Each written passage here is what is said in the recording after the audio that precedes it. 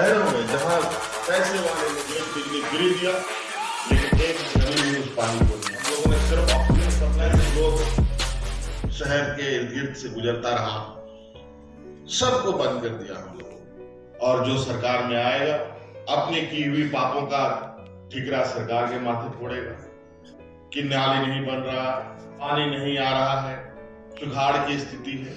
आज गेतलसूद जाके देख के डैम जाके देखिए, उसके मुहाने की क्या स्थिति है। मैं रोज इस विषय पर चिंतन मंथन करते हुए अपना सर फोड़ता हूँ, कैसे इसका समाधान निकलेगा। गेतलसूद और अन्य डैम से हम लोग पानी ला करके पीने जाते हैं, अगर उन जलाशयों को उसका जो भरने की स्थिति देखेंगे तो आप जीवन में कभी भी उस पानी को नहीं पिएंगे, ऐसा आपको लगेगा। लेकिन नई नई तकनीक से उसको हम लोग ट्रीटमेंट करके शहरों में सप्लाई करते हैं। सम्भ्रांत परिवार तो स्वच्छ पानी पी लेता है, लेकिन गरीब गुरुआ वही सड़ा गला पानी पीना पड़ता है। कहीं ना कहीं मैं समझता हूँ आप ही लोग के माध्यम से हमें ये बताएं कि ये इसका रास्ता हम कैसे निकालें। लेकिन शहरों में जहाँ पैसे वाले लोग रहते हैं, कमाने धमाने वाले लोग रहते हैं, बड़े बड़े व्यापारी, बड़े बड़े राजनेता, बड़े बड़े पदाधिकारी, बड़े बड़े व्यापारी लोग रहते हैं, मुझे लगता है कहीं ना कहीं हम ऐसे कार्यों में संलिप्त हो रहे हैं जहां हम पर्यावरण को बहुत तेजी से उसको चोट पहुंचा रहे हैं। और यही वजह है बेमौसम बारिश, बेमौसम गर्मी, बेमौसम ठंड। पूरे दुनिया की हालत आप देख लें, कहीं पर ऐसे जंगलों में आग लग चुके हैं कि वह जंगल बुझने को तैयार नहीं, कभी नहीं। प्रकृति का संतुलन बनाने में कहीं ना कहीं हम लोगों ने बहुत बड़ी भूमिका निभाई है, परिणाम तो भुगतना पड़ेगा।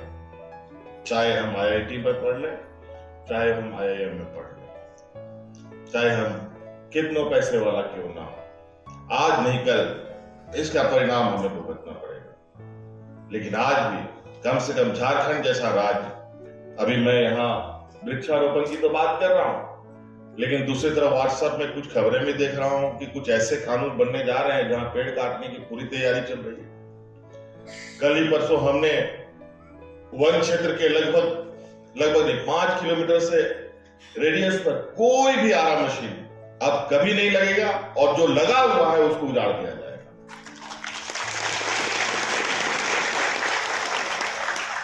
जंगलों की कटाई को लेकर कई बार हमारे ग्रामीणों ने हमें सीधे तौर पर खबरें दी, और हमारे विभाग, इतना बड़ा फॉरेस्ट विभाग और जंगल के बीच में आरा मशीनों का इतना बड़ा प्लांट लगना और पदाधिकारियों को नहीं पता रहना, मैं नहीं मान सकता कि बिना पदाधिकारियों के मिलीभगत इतना बड़ा सेटअप वहां लग सकता है। एक कारखाना जैसा लग गया बीच जंगल में। अगर ये जानकारी मैं वन विभाग के पदाधिकारियों को भेजता तो शायद कभी भी उस आरा मशीन को नहीं हम ध्वस्त कर पाते। हम लोगों ने दूसरी व्यवस्था से लोगों को भेजा, दूसरे पुलिस फोर्स को भेज करके उस पर कार्रवाई करी। मैं जानता हूं कि जो मिली भगत और जो षड्यंत्र सब लोगों ने व्यक्तिगत हितों के लिए रच रखा है, इसको बचाएं। पर्यावरण क्या गेंदा का फूल लगाने से बचेगा, गुलाब का फूल लगाने से बचेगा। मैं कल परसों अपने ऐसे स्कूल में गया जहां मैंने अपनी शिक्षा ग्रहण करना प्रारंभ किया, दुमका के गुजाजुरी, और उस शहर से लगभग 20 किलोमीटर 25 किलोमीटर दूर दुमका शहर। जब हम लोग बचपन में उस सड़कों पर जाया करते थे, अगर स्कूल से अगर शहर की और 20 किलोमीटर पैदल आदमी चलेगा तो सूरज का एक भी धूप जमीन पे नहीं पड़ता था, ऐसा जंगल हुआ करता था। लेकिन शहर सड़कों की चौड़ीकरण ये भी आवश्यकता है, सारे पेड़ काट दिए गए। ठीक है, विकास के लिए ये भी जरूरी है, लेकिन ये भी जरूरी हमें जानना पड़ेगा कि जीने के लिए पेड़ भी जरूरी है। अगर सड़क की जितनी भूमिका है, मैं समझता हूं उससे कहीं 100 गुना ज्यादा जरूरत हमारे वृक्षों का है हमारे जीवन में। नहीं तो ऑक्सीजन कहां से मिलेगा, कहां से लेंगे? कल हमारे सारे पेड़ कट गए तब कैसे जिंदा रहेगा मनुष्य, कैसा रहेगा जीव? फिर तो मास्क सबको लगाना पड़ेगा, ऑक्सीजन पीठ पर लाद करके घूमना पड़ेगा, खरीदी गई ऑक्सीजन आप लेना पड़ेगा। जैसे अभी तो पानी तो हम लोगों ने पीना शुरू कर दिया खरीद कर बोतल का, अब सांस भी खरीद के लेना पड़ेगा, ये मान लीजिए। बिल्कुल स्पष्ट रूप से। मैं बिल्कुल पेड़ काटने के पक्ष में नहीं रहता हूँ, लेकिन जब पेड़ कट भी जाता है तो उसका भरपाई करने का मैं भरकस प्रयास व्यक्तिगत रूप से भी करने का कोशिश करता हूँ। एक तरफ से पेड़ लगाने की हम बात कर रहे हैं, दूसरी तरफ से केंद्र सरकार की तरफ से कुछ नई नीतियां भी संशोधन होने की शुरुआत हो रही है कि पेड़ काटने के लिए अब सीधे तौर पर ना पूछा ना पूछी ना परमिशन ना कुछ। अभी उस विषय को हम लोग विस्तृत रूप से जानते हुए केंद्र सरकार से बात करेंगे कि आखिर ये विषय है, नहीं तो उजाड़े जाएंगे, आदिवासी समाज खत्म हो जाएगा, झारखंड खत्म हो जाएगा। और ये प्रदेश, झारखंड प्रदेश एक ऐसा राज्य है जो शायद इस धरती में सबसे अलग और अद्भुत स्थान रखता है। अभी कुछ दिन पहले मैंने साहिबगंज के मंडो प्रखंड में फॉसल पार्क का उद्घाटन करके हम आए। फॉसल पार्क मतलब इतिहास का पन्नों में जो हम देखते हैं उसका हकीकत रूप 15 करोड़ पुराना अवशेष उन जगह पर है। अभी तो मुझे पता चला है जीवाश्म भी संथाल प्रकाना में निकल रहा है। वहां पर चावल पत्थर बन चुका है, बड़े बड़े पेड़ पत्थर बन चुके थे जिसको लोगों ने काट काट करके क्रशर में डाल करके अपने घरों को बनाने का काम कर दिया। दाल पत्थर बन चुका है, वो इतिहास है इस राज्य का। हम लोग तो बड़े बड़े कहानियों में, किताबों में डायनासोर वगैरह का नाम सुनते थे, लेकिन लगता है कि बिल्कुल ये हकीकत, उसकी परछाई थोड़ी सी हमारे राज्य में भी देखने को मिल रहा है। तो कितना अद्भुत। धरती की उत्पत्ति अगर कहीं हुई है तो सबसे पहले झारखंड में हुआ है, जिसको हम लोग चाईबासा एरिया में जिसको चिन्हित किया गया है। 5000 साल की 25,000 साल पुराना अवशेष यहाँ पर अवस्थित है। और शायद यही वजह है कि हर चीज समय काल के अंतराल में बदलाव स्वतः है, होती रही है। अब जब पेड़ पत्थर बन सकता है, पत्थर कोयला बन सकता है, तो कोयला हीरा भी बना है जो हमारे राज्य में भी मिलता है। वैसे ही कई धातु ऐसा है जो सोना बन गया, जो हमारे राज्य में स्वर्णरेखा नदी उसी पर नाम रखा गया है।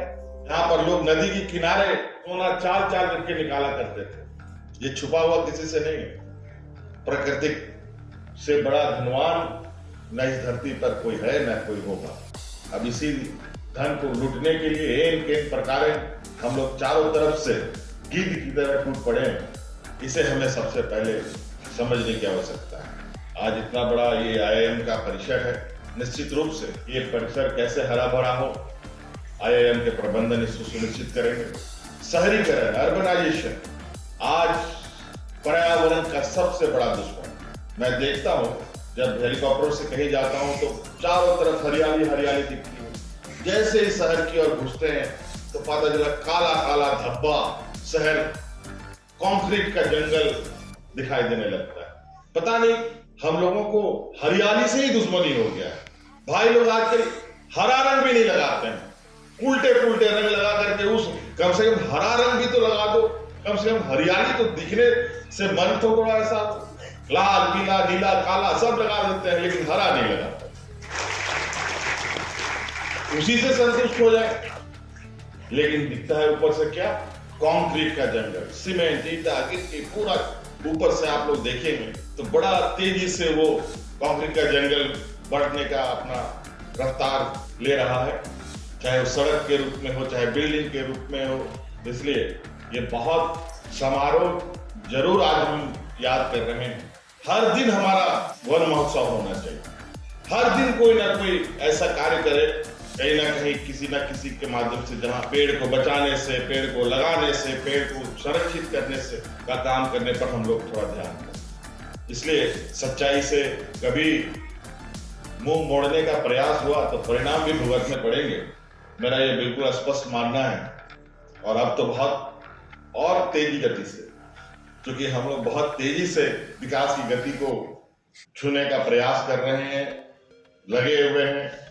चारों तरफ कुछ न कुछ गतिविधियां हो रही हैं, लेकिन आज इस जमीन पर जीने का हम अपनी व्यवस्था खड़ा कर रहे हैं, तो ऐसी व्यवस्था हम ना खड़ा करें कि वो हमारे जीवन का अंत का सबब बन जाए।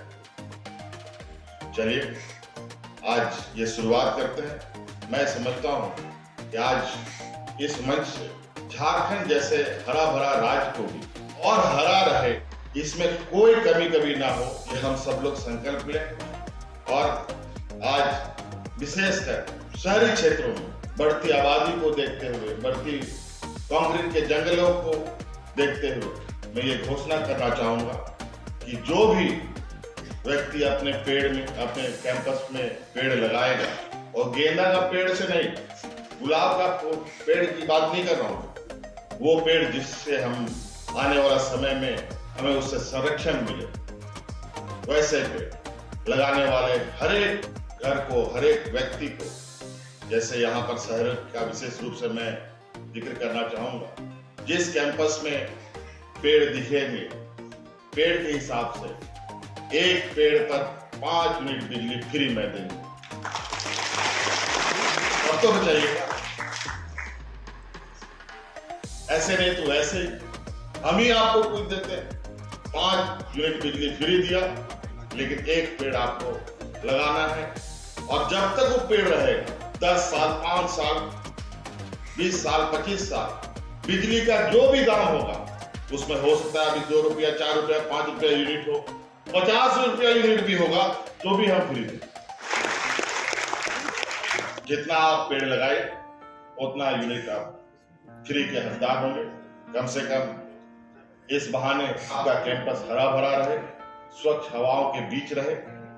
आज कोरोना की लड़ाई हम लोगों ने लड़ी है, और यही पर्यावरण का वजह है जो हम लोग आज इस राज्य में सुरक्षित हैं।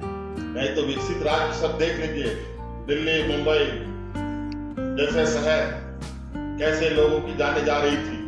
हम लोगों ने सिर्फ ऑक्सीजन सप्लाई नहीं किया, वो ऑक्सीजन तो हम लोगों को कम मिला, यहाँ प्रकृति ने हमें इतना स्वच्छ हवाएं दी जो हम ऐसे महामारी से लड़ने में सक्षम हो पाए। नहीं तो कहाँ हमारे पास डॉक्टर, कहाँ हमारे पास इतनी व्यवस्थाएं। भोज के दिन में तो कोहड़ा रोक रहे थे, कोरोना हुआ तो सिलेंडर खोज रहे थे, मास्क खोज रहे थे, कंसंट्रेटर खोज रहे थे, टैंकर खोज रहे थे। और ये कोई जादुई छड़ी तो नहीं था कि सारी चीजें तुरंत उपलब्ध हो जाए। कहाँ ऐसी अफरा तफरी मची झारखंड में। तो जो हमें बचाता भी है, तो वो हमें दंडित करने की भी ताकत रखता है। इस बात को सदैव हमें ध्यान रखना चाहिए। आज प्रकृति अगर हमें संरक्षण दे रहा है, तो कल ये हमें इतना जबरदस्त झटका देगा जो हम बर्दाश्त करने की स्थिति पे नहीं रहेंगे। इस वजह से हम उतने ही इस प्रकृति के साथ खिलवाड़ करें जितनी हमारी आवश्यकता हो। धन्यवाद सबको मेरी ओर से।